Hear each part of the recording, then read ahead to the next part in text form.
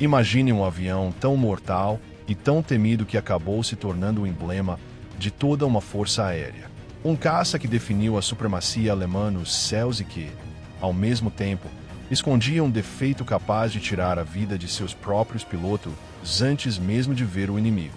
Esse foi o Messerschmitt Bf-109, a máquina que permitiu aos ases de combate mais letais da história acumularem números que pareciam impossíveis. Em alguns casos, mais de 300 abates confirmados. Leve, veloz, com armamento devastador e em constante evolução. Esse avião marcou o rosto do poder aéreo nazista. Mas por trás de sua imponente reputação, havia um calcanhar de Aquiles tão perigoso que acabou custando a vida de mais de 1.700 aviadores alemães. Esta é a história do lendário Bf-109. Para entender seu impacto, precisamos voltar ao momento de sua aparição.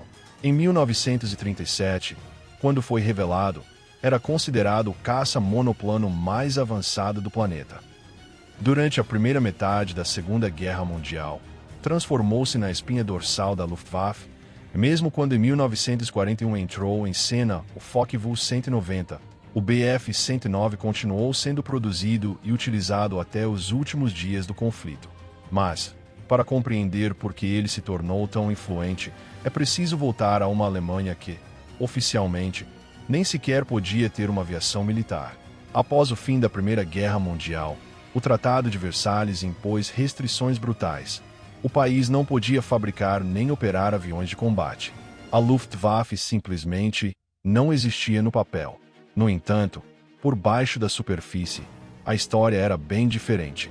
Durante os anos 20 e 30, o Reich disfarçou o desenvolvimento militar como aviação civil, mantendo viva sua indústria aeronáutica enquanto preparava em segredo seu retorno ao campo de batalha. Com a chegada dos nazistas ao poder, as máscaras caíram. A Alemanha estava decidida a superar qualquer rival e construir um caça que dominasse os céus. No centro desse projeto estava um projetista bávaro chamado Willy Messerschmitt. Sua criação seria conhecida entre os pilotos aliados como Mi-109, embora o nome correto fosse Bf-109, por Bayerische Flugzeugwerk, a empresa onde nasceu o projeto. O mundo o viu pela primeira vez durante os Jogos Olímpicos de Berlim em 1936, em meio a uma polêmica demonstração de poder. Ali, o protótipo bateu um recorde de velocidade ao superar os 610 km por hora. A mensagem era clara.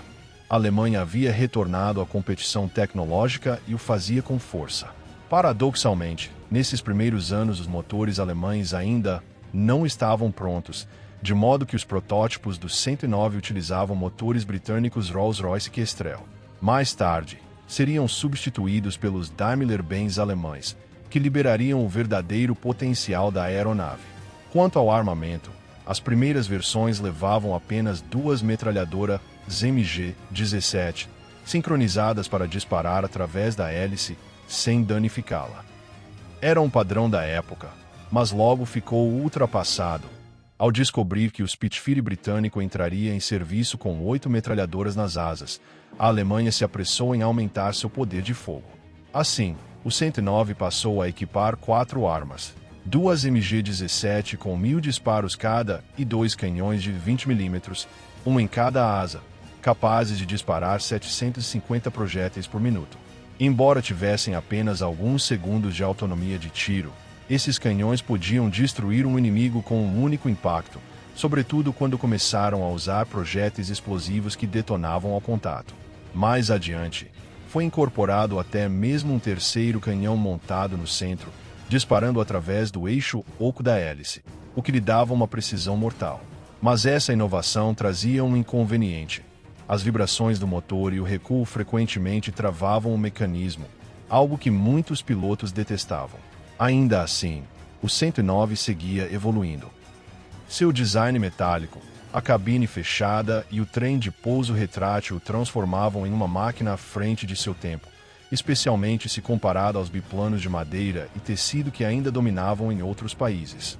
E quando estourou a Guerra Civil Espanhola, a Alemanha aproveitou a oportunidade para testar sua criação em combate real. Diante dos caças soviéticos antiquados e dos primeiros monoplanos, o Bf-109 demonstrou uma superioridade esmagadora. Os pilotos da Luftwaffe acumularam experiência inestimável, enquanto os engenheiros aperfeiçoavam a aeronave a cada batalha. Assim, quando em 1939 começou a invasão da Polônia, o Bf-109 já era o principal caça alemão. Em pouco tempo, varreu a obsoleta Força Aérea Polonesa e facilitou o domínio dos céus. Depois, na ofensiva rumo à Europa Ocidental, o 109 tornou-se uma presença constante, escoltando bombardeiros, atacando alvos terrestres e enfrentando Hurricanes e Spitfires na retirada de Dunkerque. Mas tudo isso foi apenas um prelúdio da grande prova que estava por vir, a Batalha da Inglaterra. No verão de 1940, a Alemanha havia conquistado quase todo o continente e se preparava para subjugar a Grã-Bretanha a partir do ar. Milhares de bombardeiros cruzaram o canal, protegidos pelo 109. Contudo, o plano tinha um problema fatal. Aquele avião não era um escolta de longo alcance, mas sim um interceptador de curto raio. Ao decolar da França, chegava ao solo britânico com combustível para apenas 15 minutos de combate. Passado esse tempo, os pilotos precisavam voltar ou se arriscar a ficar sem motor sobre o canal. O resultado foi desastroso. Repetidas vezes, os caças alemães abandonavam os bombardeiros à própria sorte ou se espatifavam por falta de combustível. Dezenas de aviadores morreram ao cair no mar sem terem recebido um único disparo inimigo. Nos céus, o duelo com o Spitfire foi feroz. O avião britânico podia girar e manobrar melhor, mas o 109 tinha vantagem em subidas e mergulhos.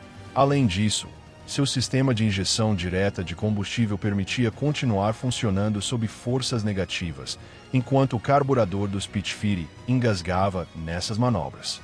Foi uma diferença técnica decisiva que, pelo menos no início, deu certa vantagem aos alemães. Mesmo assim, após meses de combates intensos, o desgaste cobrou seu preço. Mais de 600 Bf-109 foram abatidos e a Luftwaffe ficou enfraquecida demais para sustentar a campanha. A invasão da Inglaterra foi cancelada, embora a guerra continuasse em outros fronts. O caça-estrela alemão já carregava um defeito que se mostrava tão letal quanto o fogo inimigo. Esse erro fatal, responsável por mais mortes em terra do que em combate, estava prestes a se revelar em toda a sua crueldade. A Guerra Civil Espanhola foi o primeiro cenário real onde o Bf-109 demonstrou seu potencial.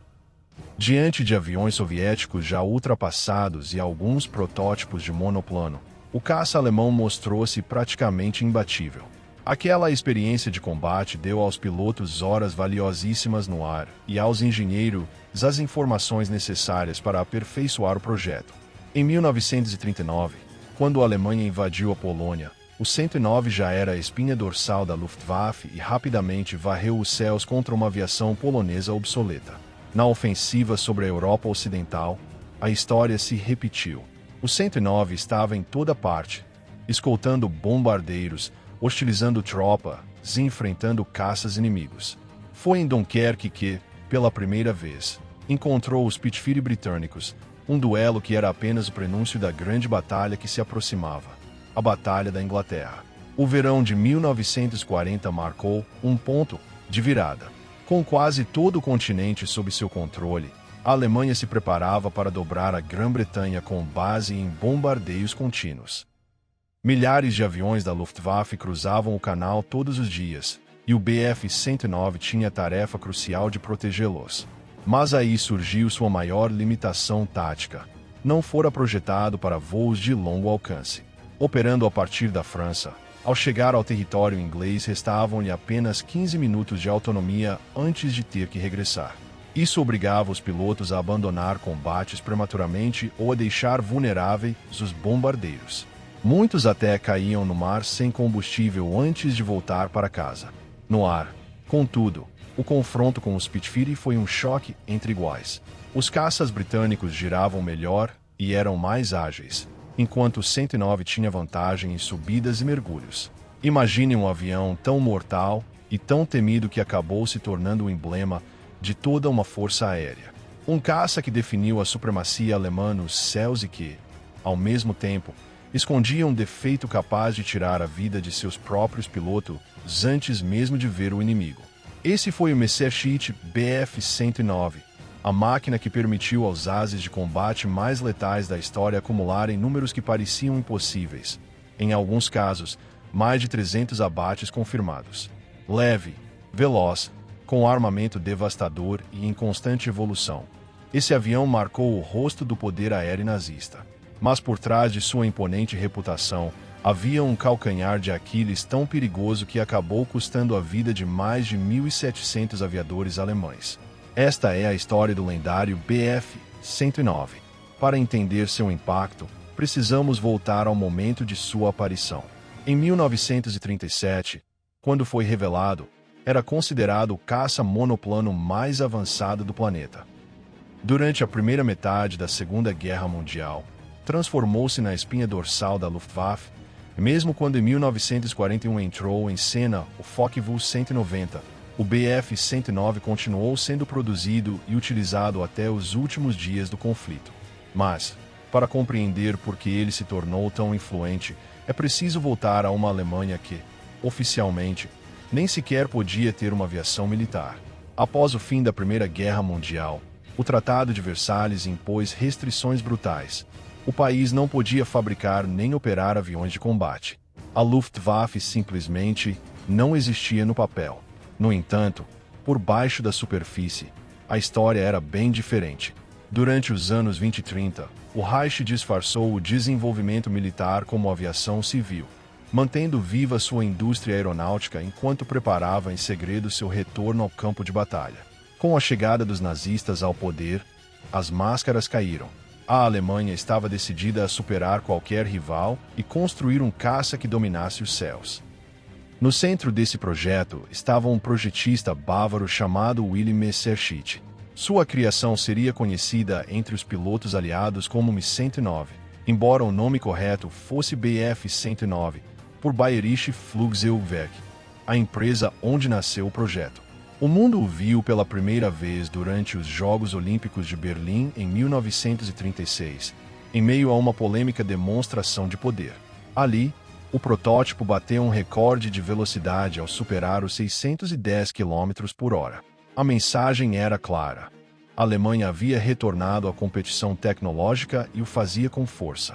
Paradoxalmente, nesses primeiros anos os motores alemães ainda não estavam prontos, de modo que os protótipos do 109 utilizavam motores britânicos Rolls-Royce Kestrel.